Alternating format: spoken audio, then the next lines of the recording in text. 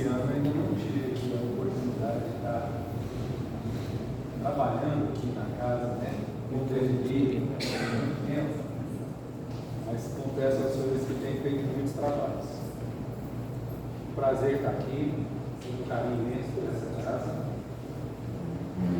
E a gente hoje vai falar de um tema complicado, mas que eu peço a Jesus que nós possamos ter um entendimento novo, ter um entendimento diferente dessa questão dos criminosos. Aliás, finalidade primeira que o nosso país teve, né? Isso aqui era uma colônia para serem colocados os degredados de Portugal. Então, o primeiro branco que a história traz notícia, né, foi alguém que foi deixado aqui para ficar com uma pena por ter sido um criminoso.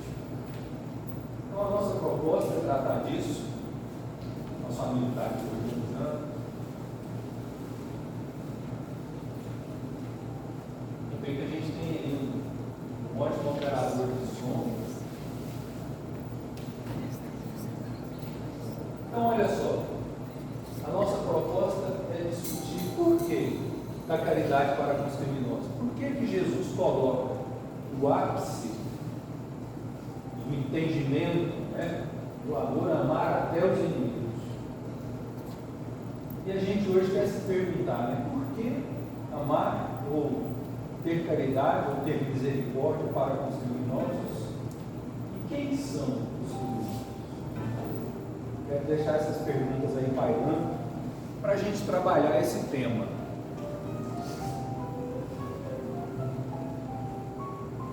Mais baixo, por favor. Então a gente quer mostrar esse primeiro slide, que é a proposta da doutrina espírita, feita pela FEB, Federação Espírita Brasileira. E na época que eu era representante de Goiás, para assistência e promoção social, onde tive por algumas gestões na Federação Espírita, como diretor responsável, eles criaram esse lema que todo cristão, que todo espírita deve entender e deve praticar, que é, no primeiro momento, estender a mão para qualquer caído. Muitas vezes nós imaginamos caído é alguém que está ali, que não tem alimento, que está jogado na rua, que não tem casa, mas muitos estão caídos com dores de derrota, de falência, de separações, de partidas de entes queridos, de tristeza, de depressão, mal do século, que vai aumentar, né? Uma amiga, uma colega que é psicóloga sabe disso, considerada pela Organização Mundial da Saúde como um grande problema da humanidade, será a primeira doença da humanidade dentro de alguns anos, a de maior volume. Segundo a Haroldo, já atinge hoje, a Haroldo Dias já nos ensina que hoje já temos mais de 1 bilhão de pessoas no mundo que tem esse problema, 1 em cada 8. É gravíssimo. Então é importante a gente entender isso e saber que a nossa doutrina, o nosso trabalho, a nossa religião nos proporciona algo especial em trabalhar nessa área de estender a mão para o caído, ensinar a caminhar junto e deixar que caminhe sozinho. E aí a gente quer crer que aquele que estava caído é aquele que está caminhando na frente. E o trabalhador está buscando, voltando para buscar novos caídos. E essa, acho que é a grandeza da dignidade, do salário de quem procura servir. Né? Pode passar, obrigado. Mais um pouco para gente. Então, uma definição de misericórdia de segundo, né? Joana de Ângeles, que a gente pode falar de misericórdia, de caridade, de amor, cresce por meio do exercício e desaparece pela falta dele. Então é importante a gente trabalhar nosso amor, nossa caridade, nossa benevolência, porque senão ela vai se apagando e ela desaparece. Como desaparece o amor em muitas relações. É preciso ser regado, preciso ser cuidado, preciso ser trabalhado. É preciso manter até nas nossas relações a gentileza. A gente sabe que às vezes não é fácil, mas é necessário, porque o amor requer cuidado. O amor requer requer essa atenção, essa manutenção. Como as nossas plantas queridas, os nossos bichos, tudo que é legal.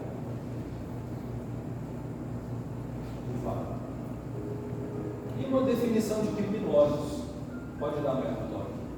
Perante a lei moral, Evangelho segundo o Espiritismo, ignorais que há muitas ações que são crimes aos olhos de Deus de pureza, que o mundo nem sequer como faltas leves considera.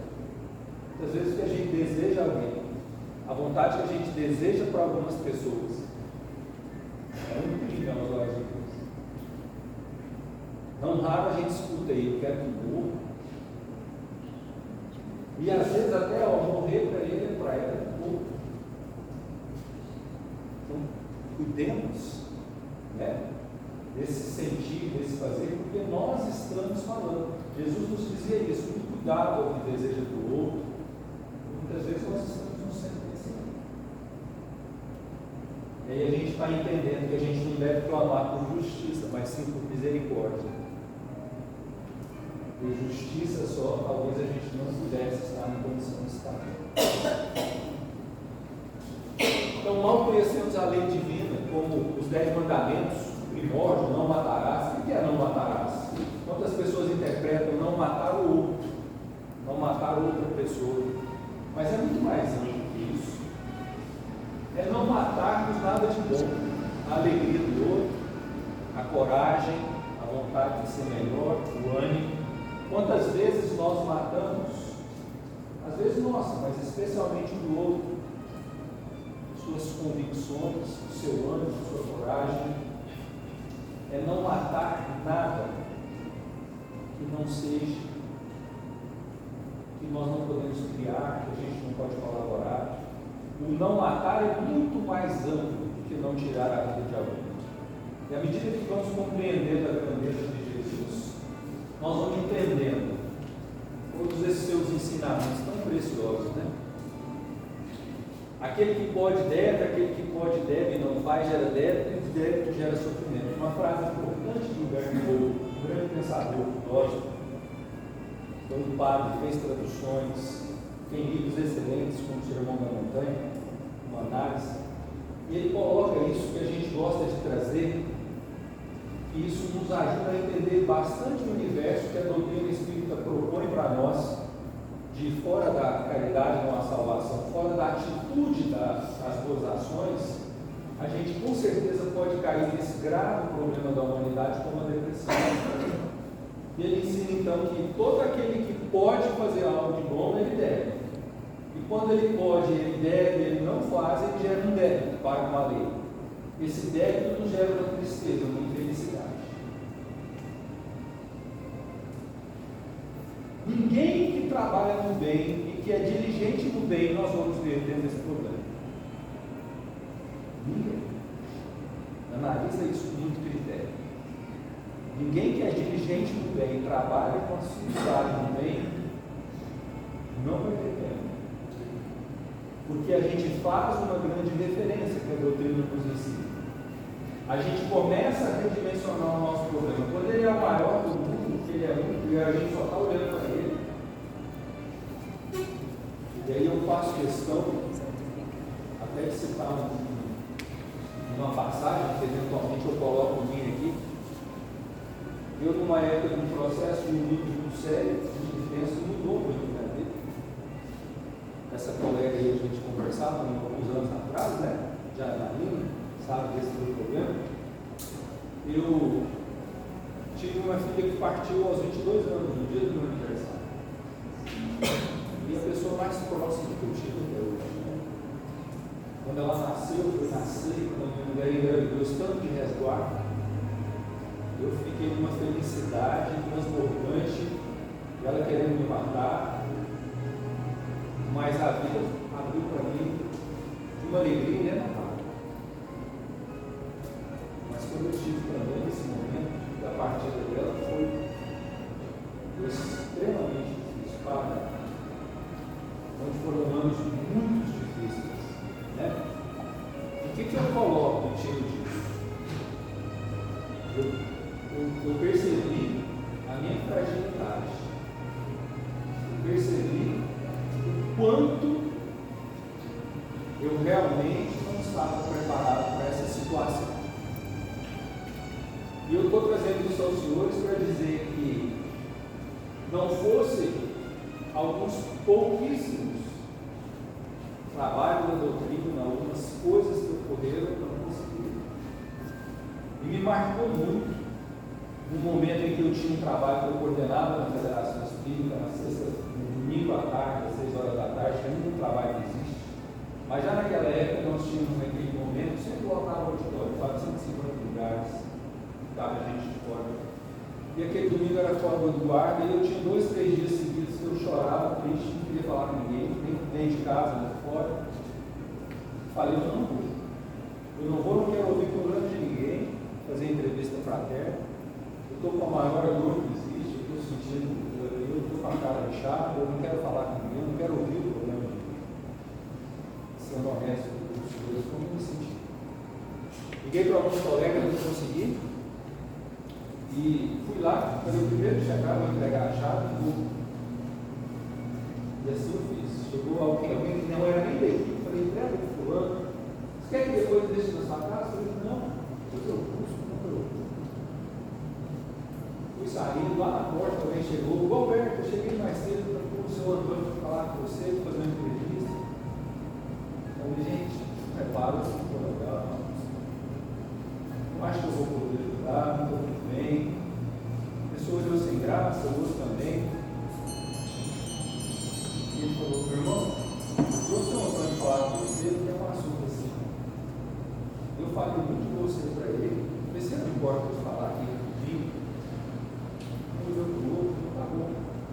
O seu Antônio perdeu há 15 dias os 2 filhos e a esposa num acidente de carro. Eu queria falar com você. Vocês imaginam a vergonha que eu fiquei perante a espiritualidade, perante eu? Virei para esse irmão e disse, eu não sei como é que o senhor está aqui de pé. Não sei. Mas entendendo sua dor, até hoje não funciona.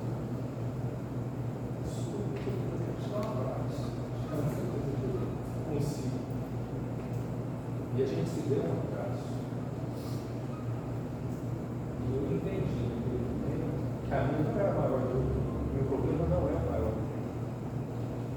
Essa é a dimensão da dor que a gente proporciona de colocar você numa realidade que você acorda. E me marcou muito porque ele disse para mim, ele virou para mim e disse assim, foi isso que eu vim buscar. Muito obrigado. Aquele abraço, que até hoje eu lembro e não consumo. Porque tem poucos abraços na vida que a gente recebe e jamais vai ser. Então eu coloco isso para os senhores como uma experiência pessoal muito dolorida, mas eu me permito compartilhar, para que a gente entenda a grandeza, porque naquele momento eu vi não ter uma mediunidade ostensiva, mas naquele momento eu ouvi, você está entendendo onde você vai trabalhar a sua dor? Você está entendendo a forma que você precisa atuar para te ajudar? Porque eu saí dali para melhor. E eu lembro do senhor Antônio até hoje, ergueu a cabeça e falou, muitas vezes eu ainda choro de saudade, mas eu levanto a cabeça e falo, tanta gente está passando uma situação muito difícil, precisando de um abraço, de ouvir, de ser ajudado. Por favor. Eu tenho serviço aqui pela frente. Pode falar, César.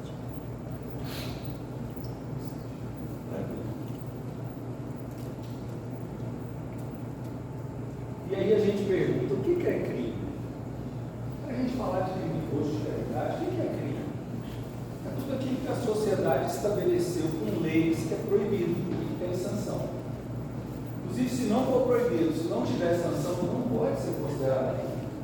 Ah, você tem que sair daqui, tem uma lei? Sim, tem. Eu tenho. Não tem uma lei? Não, eu não tenho. Para qualquer cidadão. E os crimes são por ação ou comissão. E as penas são as restritivas de direito, privativas de liberdade e nula, parecendo uma aula de direito, né? Embora eu seja advogado, não é essa a proposta.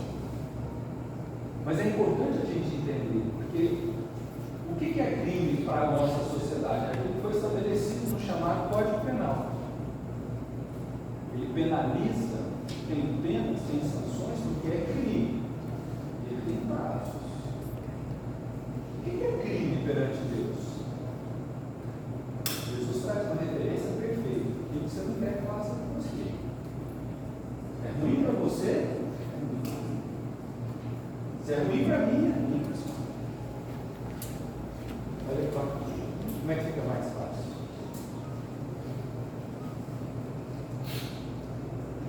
E aí a gente precisa de falar, pode passar, mais uns exemplos.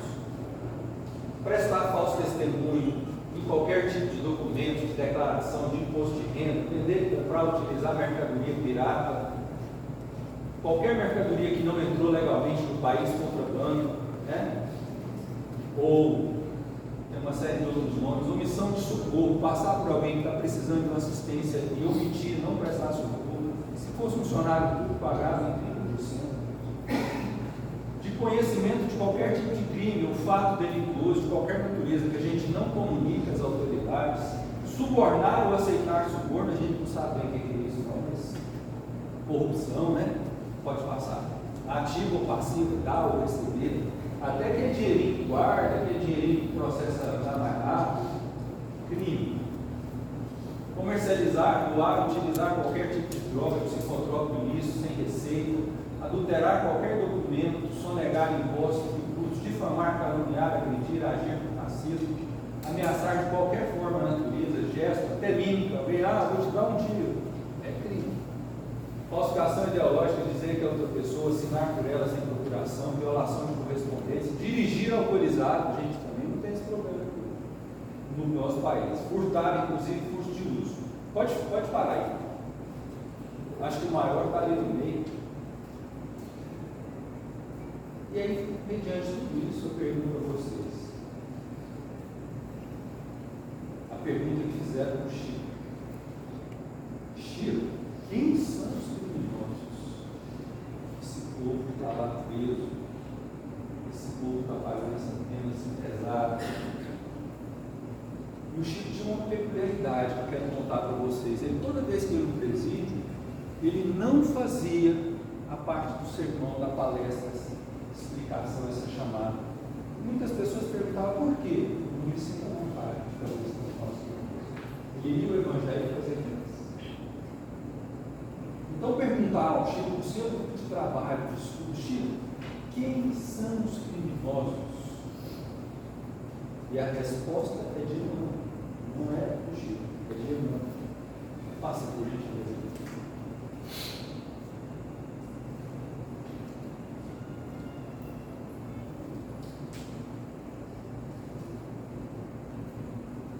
Eu li crimes leves,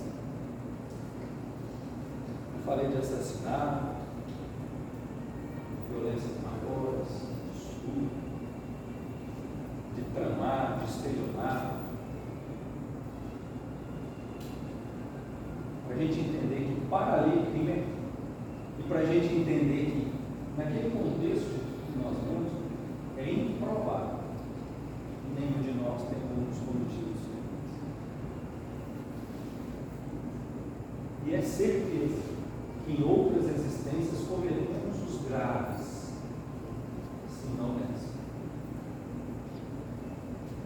Isso nos coloca num patamar para a gente entender que a gente não pode desprezar os nossos irmãos ou querer para eles uma pena de morte, ou de tortura, ou de achar que daqui, a partir do momento que foram descobertos, não são mais seres humanos. Existem leis, existe uma Constituição, existe uma forma cristã de recuperar as pessoas. E é disso que a gente está falando aqui hoje. E aonde tiver um ser humano, tem amparo celeste. Pode passar aqui. Então a gente vê duas passagens muito importantes. Eu vou ser muito sucinto. A primeira é da mulher adulta. Eles tentam, já estão tramando para pegar Jesus em alguma contradição com a lei mosaica. Então conseguiram pegar uma mulher que era, ela mesma não era casada. Segundo a Boa Nova, ela era uma mulher que fazia programa. Mas o homem era casado, mas o homem não tinha punição nenhuma, a mulher tinha. E como ela foi pega em adultério, determinava a lei que ela fosse levada à praça pública e apedrejada até a morte. Então todos com as pedras na mão, prontos, param ali e interrogam Jesus. Jesus, essa mulher foi pega em adultério, o que diz o Senhor? Moisés manda apedrejar em praça pública o Senhor. E as pessoas do sinédrio ali, para alguém que acredita. Eu iria pregar o amor e pedir para perdoar, ou ele iria afrontar a lei, ou ele iria afrontar a sua proposta de amor, de perdoar, de dar outra face. Então Jesus fala algo que ecoa até hoje para todos nós: que atire a primeira pedra aquele que não tiver pecados. E aí? Como a gente dizer que a prisão é pouco, que a morte é pouco? E nós estamos falando de uma coisa. Me lembro aqui profundamente do primeiro encontro dos trabalhadores espíritas na federação que nós fizemos, de uma senhora, num grupo que nós estávamos discutindo pena de morte. Dizia: eu sempre fui a favor, eu sempre disse que bandido bom é bandido morto, sempre fui a favor de pena de morte. E hoje, o meu filho está lá com seu pai porque eles entenderam com um amigo e tirou a vida dele, os dois autorizados. E aí eu entendi que eu queria pena de morte para o filho dos outros, porque meu filho é bom, mas ele é bom. Então a gente precisa compreender e se colocar no lugar que vai servir para o meu filho, tem que servir para o outro, e vice-versa. A lei é a lei. Se eu acredito que a gente pode mudar, se a nossa própria lei dos homens entende que não se tem que tirar a vida de alguém, por que alguém se arvora nessa condição? Por que nós achamos que alguém não tem remédio? Será que Deus errou? Criou alguém decididamente para o mal? Será que Jesus se equivoca quando diz que é o bom pastor e nenhuma de suas ovelhas vai se perder? Vamos ter mais fé. E também quero lembrar de Dimas, o ladrão que foi crucificado ao lado direito de Jesus. Porque esse ladrão percebe que a pena, e eles sabiam disso, os dois ladrões ali, porque Jesus não era ladrão. Jesus era alguém que queria uma reforma, era alguém que estava ali numa proposta revolucionária de melhorar a humanidade. Mas não com violência. Ao lado desses dois ladrões que sabiam que, se fossem pegos, seriam crucificados até a morte, que era a pena para os ladrões. Mas o da esquerda blasfemado, o da direita Dimas, vira para Jesus no dia que eles morreriam, 3 dias após a crucificação, fala: Senhor, me recebe no paraíso. A gente entende implicitamente em tudo isso, ele dizer: estou entendendo que eu estou errado, não estou culpando ninguém, mas eu quero mudar de vida. O Senhor me aceita? E Jesus responde de forma tão linda para ele, dizendo: ainda hoje estarás comigo no paraíso. Muitos questionam, Maria, meu querido irmão, mas por que não disse isso para o ladrão da esquerda? Que também era ladrão, que também estava morrendo crucificado, mas ele oferecia essas condições. Ele percebe esse processo de entender, de arrepender, de pedir uma nova chance. Ainda não. Ele, com certeza, segundo a boa nova desse livro, o querido irmão, pela proposta mediúnica do Chico, ele, o irmão X, o Roberto Campos, ele dizia que da esquerda ainda culpava todo mundo, ainda sentia muita raiva, ainda queria extrapolar. Ele não estava. Nós não chegamos naquele momento de olhar, de ajoelhar perante a espiritualidade, perante Deus, e dizer: me dá outra chance. Ele feio, cair feio, mas ele quer. E é só isso que o nosso Pai quer de nós. Ele não define tempo, você vai ficar 10 anos no umbral, a pena é essa, como a gente faz com os encarnados. Ó, matou, é de 6 a 20. Atenuante, agravante, mas é essa, para qualquer um. Deus não quer isso de nós. Se a gente se propõe ali, compreende que errou, se arrepende de verdade, quer uma nova oportunidade, bacana. Como a gente olha para um filho e percebe que ele entendeu o porquê do castigo, ou o porquê daquela angústia, ou daquele choro, e a gente entende se está pronto para consolar, para pôr, para falar, vem cá, ou então entenda ainda. Você ainda não compreendeu o porquê. E se não compreendeu o porquê, vai viver isso de novo. E como o Pai ama a todos nós, Ele não quer que nós repitamos essas duras lições. Estamos de luto, né? A nossa justiça, o nosso processo judicial está todo complicado. Pode passar, irmão.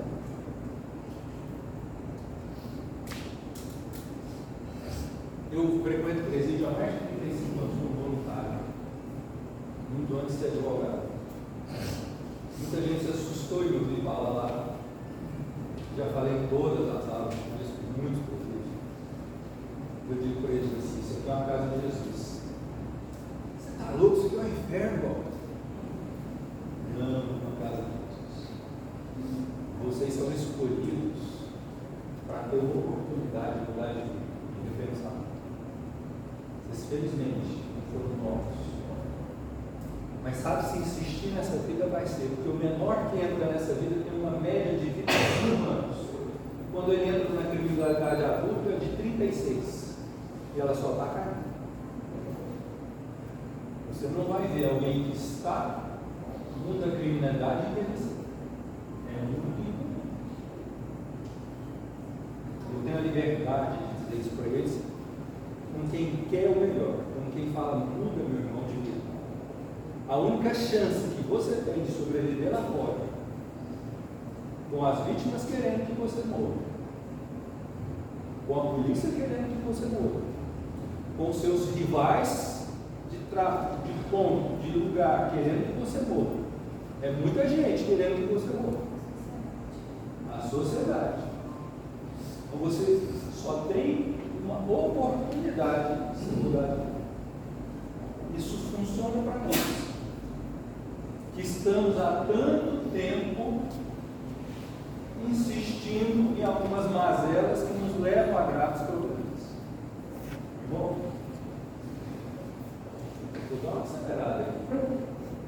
Então, onde a gente encontra os nossos irmãos já descobertos? Nos cárceres, nas prisões. E como ajudá-los? Preciso dizer isso aqui para vocês.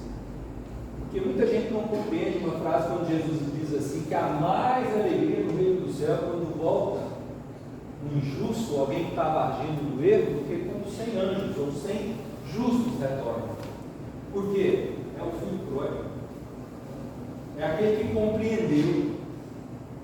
Então Jesus vai lá e busca Saulo de Tarso, que equivocadamente já tinha matado Estevão, e se dirigia para Damasco para matar Ananias, o chefe da igreja cristã.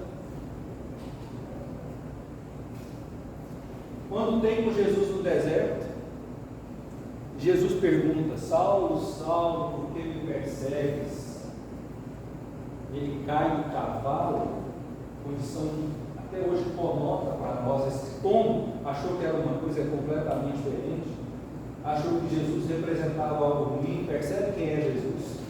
Então ele cai do cavalo pelo seu equívoco, fica cego por 3 dias, mas vira para Jesus naquele momento e diz: Senhor, olha só como ele já compreende com quem está falando. Senhor, o que queres que eu faça? Chama a atenção dos colegas aqui, dos nossos irmãos espíritas, para 2 pontos muito importantes. O primeiro é aquele homem que, embora fosse um assassino e tivesse como motivação de assassinar mais, de acabar com o movimento, ia pelo Sinédrio para ser feita essa atividade de extermínio dos cristãos, converte-se imediatamente numa postura chamada da mais proativa do Evangelho, vira para Jesus e diz: Fernando, pois não, Senhor, o que o Senhor quer que eu faça? Jesus o trata com a deferência não de quem ele era, o assassino, mas de quem ele viria a ser. Assim ele nos trata a todos, como fez com Dimas, porque ele sabe que a criação de Deus é divina. Ele sabe que nós temos um DNA divino e que nós seremos muito bons. A gente pode adiar esse processo muito tempo, mas nós não podemos não ser bons. Porque é da lei de progresso, Deus nos criou para essa finalidade. Quando a gente parar de resistir a isso, nós vamos ser menos infelizes e começar a gozar essa felicidade. Então a gente percebe nesse ponto, todos somos chamados, para a gente parar de lamentar e chorar o que a gente perdeu e não fez e começar a acordar o que a gente tem para fazer. Quantas pessoas ainda posso ajudar? Quantos abraços eu posso dar, receber? Quantas lágrimas a gente pode enxugar? Quantas pessoas que a gente pode chegar no presídio e dizer, aquelas pessoas que estão derrotadas, não, tem 30 anos para estar aqui, igual. Mas 30 anos passa.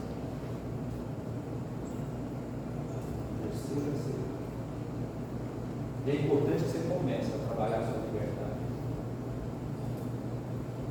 Percebe que a gente pode. E a gente tem um poder magnífico que é a fé. E todo aquele que é tocado com fé, eu adoro o conceito que a gente vem aprendendo, né? A gente acha que fé é acreditar. Não. Acreditar até os espíritos trevosos também acreditam em Jesus e Deus. Fé é confiar. Fé é entrega, é coragem, é confiar. Estou passando um problema terrível, mas eu confio. Porque nós sabemos de quem somos filhos. Nós sabemos quem dirige essa casa e tantas outras aqui, e todas as religiões. De quem é esse poder? É a fé.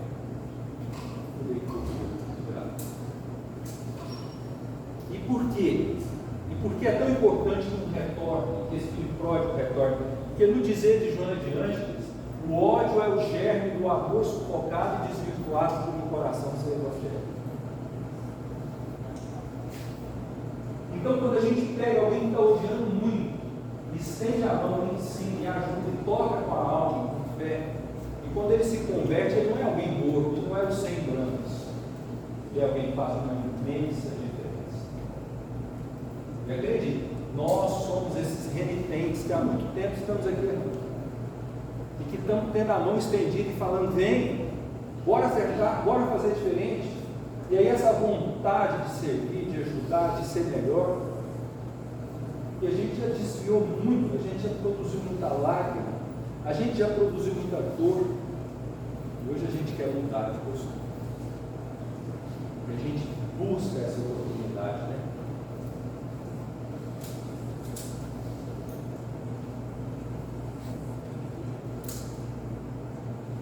Só vou dar uma pincelada ali atrás.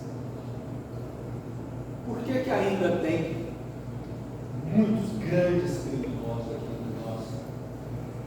Haroldo tem dito nas suas últimas palestras que o umbral está se esvaziando, que nós estamos tendo oportunidade, todos estão tendo, porque nós estamos num momento muito limite, terminando o processo de provas e expiações, entrando no mundo de regeneração, e todos vão ter oportunidade de definir, de fazer seus testes. Vão ter direito de ficar? Ou vão ter obrigação de partir? A gente está convivendo nesse período, mas não nos iludamos. Nós estamos no mesmo grupo, uns estão mais renitentes no erro. A gente que tem filho sabe, você tem aquele que você fala para ele, ó, toma água, dá choque, ele nem passa perto. Você tem o outro, se você não for lá e tampar, ele morre eletrocutado, ele toma todo dia. Mas você educa da mesma maneira, mas nós às vezes somos renitentes. Então nós temos que ter essa compreensão e esse auxílio e oferecer o nosso melhor a esses irmãos, porque pode ser a última oportunidade deles do que nós. E pode ser que por um amor grande, a gente consiga ajudar, porque o amor faz milagre.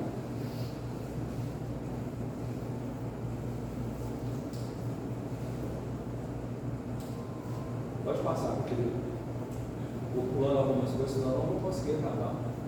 Não esperemos a dor e o remorso para buscarmos a guarida do trabalho. 76%, hoje já são 3 mil detentos, eu não atualizei esses dados, de Goiás são analfabetos. 78% negros ou pardos. Justiça para todo mundo igual. Todo mundo tem a oportunidade de se defender igual. Será que os grandes criminosos é aquele que estupra, tira a vida de uma pessoa, de 3, ou aquele que tira a oportunidade de milhões, ter um tratamento digno, lugar para morar, comida? São perguntas que nós vamos começar a nos fazer,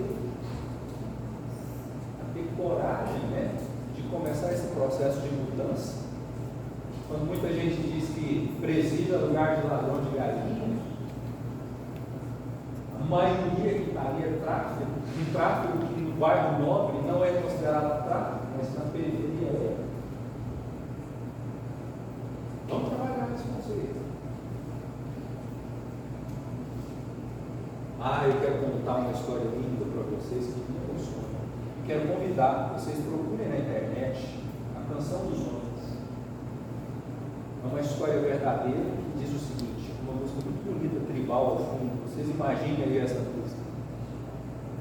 Essa história diz assim, Maria: tem uma tribo na África que todas as vezes que as mulheres vão dar à luz, um pouco antes saem as anciãs da família, algumas da aldeia, e elas vão para uma mata próxima e ficam ali por algumas horas ou até por dias.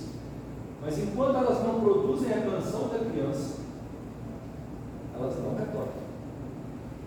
E quando elas produzem a canção da criança nasce, elas se juntam e cantam a canção. Quando a criança está pronta para uma vida de adulta na aldeia, vai assumir responsabilidades, ela canta a canção. Quando a pessoa vai casar, ela canta a canção. E quando a pessoa morre, elas cantam a canção. Mas há uma única situação em que, quando ela toma uma atitude aberrante, nós poderíamos considerar criminosa. Aí não só aquelas pessoas, mas toda a aldeia leva ela para o centro da aldeia, toda a aldeia canta para ela aquela canção. Mas não é para ofendê-la, para feri-la, para agredi-la, é para lembrar quem ela é, a importância que ela tem na aldeia e o quanto a aldeia acredita no que ela tem de bom, no que ela pode ter. Esse é o compromisso de manter na arte com as pessoas que têm. Nós elegimos em praças públicas os nossos heróis, os nossos cantores, as pessoas que são importantes. Lá na minha cidade, fulano, você passa lá em Três Corações, minha mulher mora na cidade do lado, aliás é de lá, ela mora aqui comigo, do Pelé, todo mundo fala, cidade do Pelé. Você vai lá do Roberto Carlos, cidade do Roberto Carlos, Cachoeiro Limpo.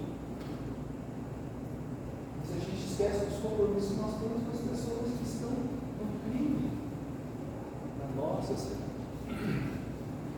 nosso pai, nossa casa, na nossa aldeia. Então é bacana a gente começar a compreender o nosso compromisso. Por que eu estou também profissionalmente trabalhando com isso? Porque eu tenho compromisso com todos aqueles que estão no desafio do erro, que é necessidade de quem está no bem ajudar, é necessidade de estender a mão. A gente vai entender que não é caridade, é obrigação.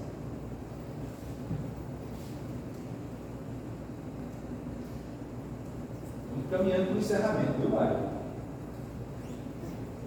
Atitude, ação, boa vontade. Observar o modelo de Jesus, a piedade, né? Toda alma transviada, olha só, está lá, no capítulo Caridade para com os criminosos. Observai vosso modelo Jesus, considerá-lo-ia um doente bendito de piedade, estender-lhe-ia a mão. É tanto o vosso próximo como o melhor dos homens. Sua alma transviada e revoltada foi criada como a vossa, para se aperfeiçoar. Ajudai-o, pois, a sair do lameiro, orai por ele. Porque todos já estivemos lá e podemos cair. Vamos ter muita cautela para não cair nesse desequilíbrio. A gente ouve muita gente dizer assim, eu sou muito bom, mas não mexe comigo não. A gente sabe que as garras estão assim, né? Pode ser uma patinha bonitinha de garra, né? Mexe com meus filhos, mexe com a minha mulher, mexe com a minha... A gente pensa assim, a gente não fala assim, que a gente ainda traz esse vício. A gente ainda lembra dessas nossas atitudes que precisamos mudar, nos definir, plantar no bem e confiar na justiça. Não é um processo simples, mas é necessário. Vamos lá. E o antídoto, gente, só tem ele. É o amor. É o amor. Joana Diante diz ali: o amor é sinônimo de saúde moral, e quem o possui elimina as geratrizes envenenadas que expandem produzindo sofrimento. Amor é antídoto para tudo que não é amor.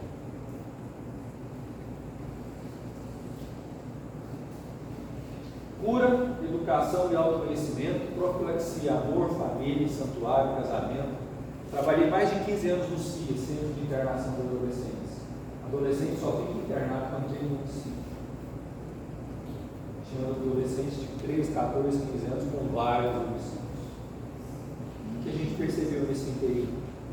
Jovens que não conheceram amor, que não tiveram família, especialmente que tiveram menos contato com mães, com vós, com avós, e não tiveram essa referência, se perdem muito facilmente na comunidade. Mãe necessária, mãe ideal, aquela que transmite afeto. Pode mudar. Pode mudar. Ver sempre o erro é característica da viciação ocular. Vamos ver o bem? Vamos ver. Pode passar? Nelson Mandela, eu estudei muito sobre ele, tanto na pós-graduação de coach, considerado um dos maiores coaches do mundo, como nos seus diversos anos presos, por ser preso político.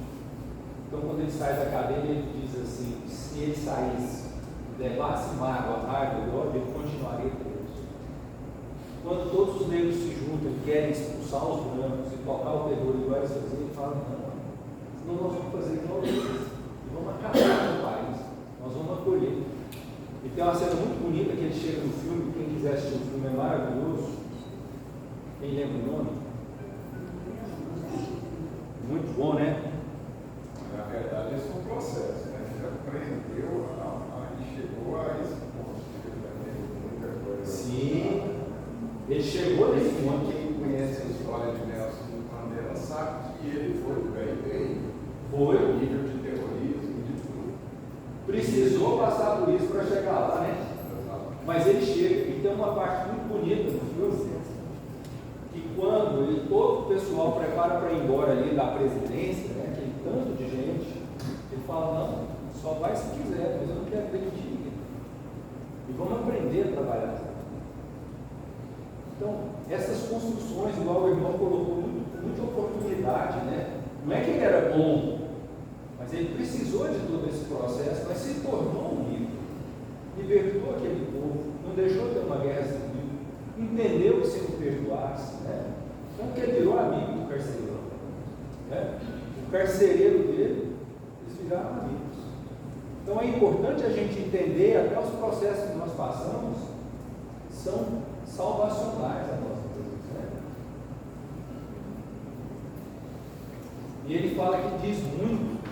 Isso aí já é foto que eu tirei lá no presídio. Tem uns aninhos, pode passar. Pode passar. Alberto, tem uma pessoa que fez uma pergunta aqui, pertinente. Pode passar. O que a doutrina espírita diz sobre o servidor público, o policial, por exemplo, que precisa, por legítima defesa, atirarem alguém. Eu prometo abordar esse assunto. Isso aí não ficou boa a claridade, né? Olha, 3 aí da foto, fora eu que ainda não parti, já partiu. Essa foto aí deve ter uns 15 anos, 20 anos, por aí. E a gente era, aliás, eu estou até com o mesmo relógio, a gente é muito querido quando vai fazer esse trabalho.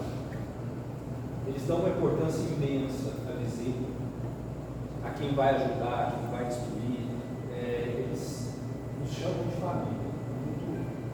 Eles falam, mas você não tem medo? Nossa, eu vou contar rapidinho para vocês, que foi muito legal. Uma vez eu cheguei lá, já fazia um tempo de trabalho, aí não tinha o pessoal da segurança mais. O Roberto, você faz lá hoje, era véspera de das mãos, ele não pode poder. Eu falei, que faço. O pessoal fala, não vai não, você teve uma rebelião, tem muita gente machucada, o pessoal que está guardado lá, os outros estão querendo entrar. Um presídio dentro do presídio, 30 minutos. Eu fui, eu lembro que o guarda falou assim, senhor, vai entrar? Você é doido? Eu não te garanto nada, eu vou abrir aqui, você entra, você se vê. Jesus, levando aquele tanto de panetone, cheguei quando vi era jogo do Brasil, falei, não lascou, tinha um fio ligado, gente chorando, gente machucada. Eu falei, aí chegou, perguntou quem eu era, quem que isso, aqui, falei, aí eles abriram. Eu entrei. Pô, desliga aí, tira aí, para o jogo. Eu falei, nossa senhora, parar o jogo do Brasil. Pô, ninguém me conhecia. Mas eu estava assistindo e falando nas mãos. Eu lembro que quando eu chegando no final, a gente, vamos fazer uma oração para nós, deram as mãos, uns que estavam na aula, estava chorando, parou, estava gente quebrada, não tinha coragem de passar, tinha 2 planos lá quebrados, tinha outros com mais partes quebradas. Foi uma das preces mais bonitas que eu tive a oportunidade de participar e ver aqueles homens considerados os piores dos nossos presídios chorando. Especialmente quando a gente falava de perdoar, de perdão para as mães, porque eles não poderiam ficar aqueles e dar um abraço. E foi algo extremamente marcante para mim. E quando eles nos cumprimentavam e faziam, eu deixei os panetones e falei, olha, vocês sabem que não tem gente de cortar e fazer isso, você quer faca? Até hoje tempo surgiu tanta faca, tanto tipo de corte. Eu falei, escuta, eles falaram, tia, a gente tem de tudo aqui. Não tá bom. Só para contar para vocês como é que funciona. Gente, eu prometo que nós vamos ser rápidos e eu vou responder essa pergunta. Vai lá, pode passar. Vamos fechar. Prisão na alça. Pode passar rapidinho, só para o pessoal ter uma ideia do que é uma prisão na alça.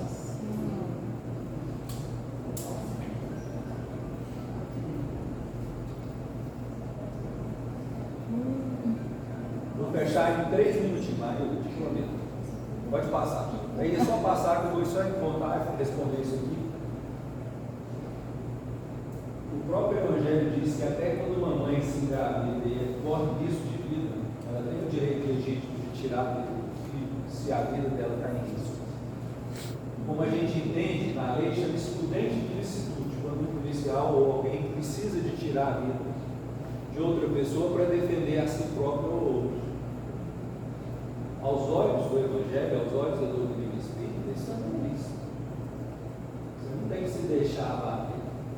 O que a gente está vendo no excesso, eu sou diretor da OAB de Direitos Humanos, trabalho com isso, não é que eu não visito o principal presídio, que eu não irei, porque já fui algumas vezes, eu dando oportunidade para os colegas, o presídio Planaltino, o PEP. Mas quero dizer a vocês, infelizmente, isso virou um abuso. E hoje nós temos uma média de 17 homicídios por dia cometidos pela polícia. Boa parte não são reais, legítimos. Com todo respeito, eu trabalho nessa área, estou falando do que eu vejo, do que eu conheço, que está uma briga instituída para a gente tentar fazer cumprir a lei. E quero fechar fazendo o último caso para contar sobre isso. Uma das grandes lições, Mário, que eu tive eu era desse grupo, e uns 8 meses antes do Natal, a gente começou a discutir como é que seria. E a Deus Dete, a criadora desse grupo, falou: vamos de Papai Noel? Eu falei: eu sou contra. Para que isso? Nossa, é só adulto. Vamos pagar esse mico ali, os agentes criam carro, briga, fala, reclama. Era uma luta para você entrar com as coisas. Por que vocês não vão na família das vítimas? O que vocês estão fazendo nesse dia? Tem que deixar esse povo morrer. Era uma luta. Vocês escutaram. E eu estava bem mais gordinho na época, cheguei a 130 e poucos, eu devo entrar com 110. Falei: vocês então vão fazer umas roupas que nem cabem, que nem veste. Eu não vou não. Aí botar, falou: vai sim, você tem vontade, você vai. Fizeram a roupa, a calça não me serviu e a blusa ficou aquele troço ali. E eu carreguei fruta para as alas todas. E meu filho, que estava na época com 18 anos, tem uma foto dele comigo, passa por favor. Encerrando essa história para vocês. Não, acho que não está aí. Pode passar, pode ir até o fim. Eu encerro com essa história. Verdade. E aí fizemos tudo, fui para a minha ala, entregamos doce, entregamos fruta, fizemos. E entregamos tudo que a gente queria, foi lindo. Fizemos aquela roda de oração. E do nada, gente, fizeram 2 filas assim, em frente, eu e o filho que estava vestido de Papai Noel, que a calça não coube, outras blusas que não coube os outros, e ele depois falou: pai, eu já vou entrar com você e te ajudar. E foi legal. Distribuindo 2 balinhas.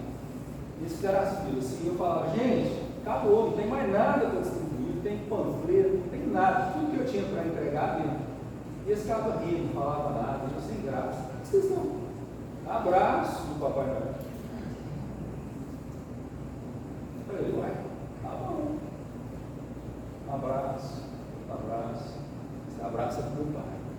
Esse abraço é para o filho. Ô, louco, esse abraço é para mim.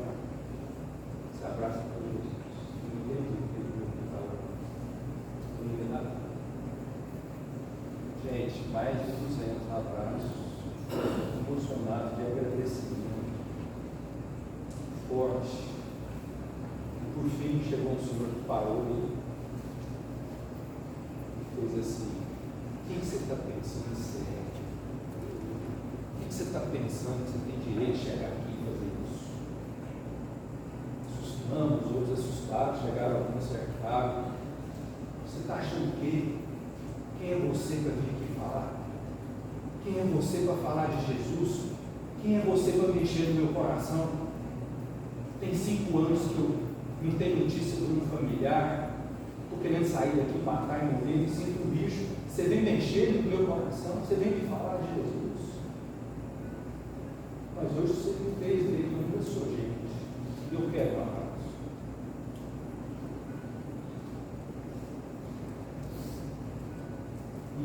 E eu achei que ia pagar muito. Hoje eu mostro para vocês o que a doutrina faz pelo nós, quando a gente se dispõe a fazer o mínimo, o insignificante. Mas eu guardo muita referência como um patrimônio, essas oportunidades que eu tive de ser útil.